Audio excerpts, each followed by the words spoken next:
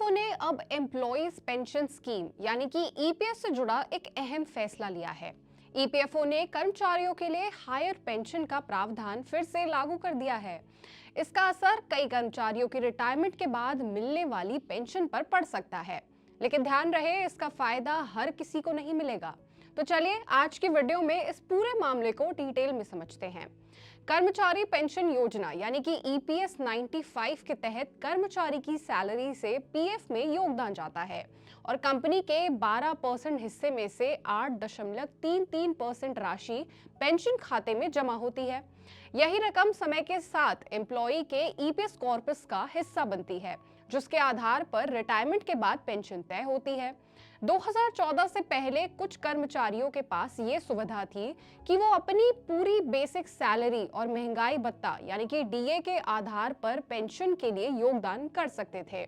मतलब अगर किसी की बेसिक सैलरी 40,000 रुपए या 50,000 रुपए थी तो उसकी पेंशन की गणना भी उसी सैलरी के आधार पर होती थी। लेकिन 1 सितंबर 2014 से पेंशन योग्य वेतन पर 15,000 रुपए की सीमा लगा दी गई। मतलब चाहे आपकी बेसिक सैलरी 50,000 रुपए हो, पेंशन की गणना अधिकतम 15,000 रुपए के आधार पर ही होगी। इस बदलाव से उन लोगों की भविष्य की पेंशन कम हो गई जिनकी सैलरी 15,000 रुपए से ज्यादा थी।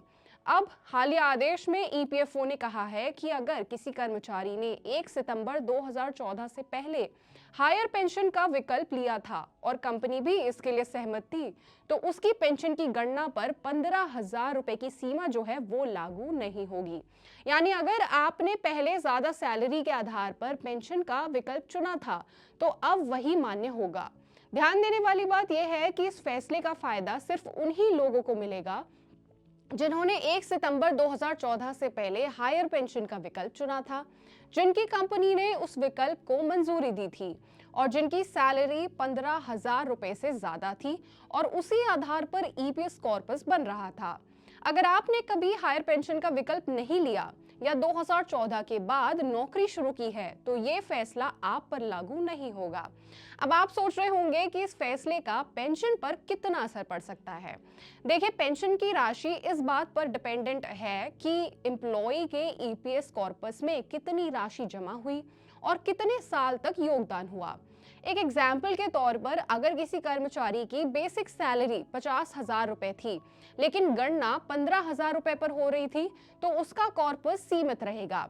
लेकिन अगर पूरी सैलरी के आधार पर योगदान हुआ है तो रिटायरमेंट के बाद मिलने वाली मासिक पेंशन ज्यादा भी हो सकती है। हालांकि अंतिम रकम सेवा अवधि और औसत वेतन पर डिपेंडेंट है। अगर आप 2014 से पहले पेंशन योजना के मेंबर थे तो ईपीएफओ पोर्टल पर अपनी जानकारी जरूर जांचें। देखें कि आपने हायर पेंशन का विकल्प लिया था या फिर नहीं और कंपनी के रिकॉर्ड से उसकी पुष्टि करें। ईपीएफओ के इस फैसले पर आप क्या सोचते हैं, आप क्या राय रखते हैं, हमें कमेंट करके जरूर बताएं। और ऐसे ही और खबरों और अपडेट्स के लिए जुड़े रहिए हमारे साथ और देखते रहिए मनी 9।